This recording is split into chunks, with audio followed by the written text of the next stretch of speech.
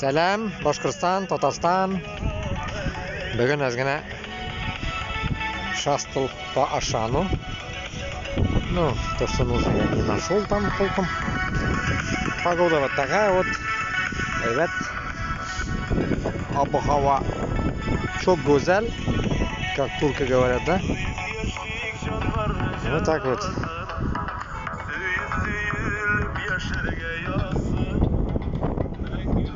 Главное, помним,